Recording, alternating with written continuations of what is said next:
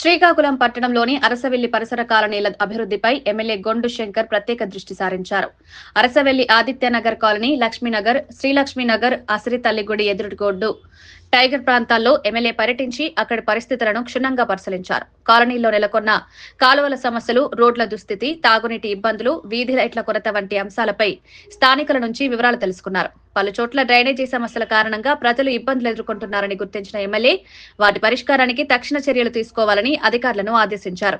రోడ్ల అభివృద్ధి, వీధి లైట్ల ఏర్పాటు, తాగునీటి సరఫరా మెరుగుపరచడంతో పాటు రిజర్వ్ స్థలాలకు ప్రహరీ గోడల నిర్మాణానికి ప్రతిపాదనలు సిద్ధం చేయాలని మున్సిపల్ ఇంజనీరింగ్ అధికారులను కోరారు.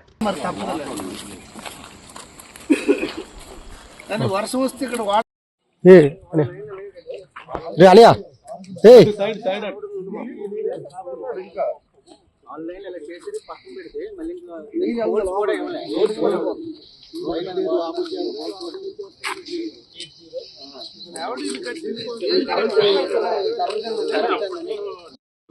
కాలువలు మొత్తం ఆ 7 దీనికి ఎస్టిమేషన్ వేస్తాం. మెయిన్ ఇది మాత్రం ఇప్పుడు టేకప్ చేస్తాం. ఏది మీరు అరసవెల్లికి ఎంటర్ అయ్యే రోడ్డు దాన్ని మొత్తం డ్రైనేజ్, కవర్ డ్రైనేజ్ వెడల్పు చేస్తాం. అందరూ వెళ్ళేది అవతలకే కదా, అదే కదా.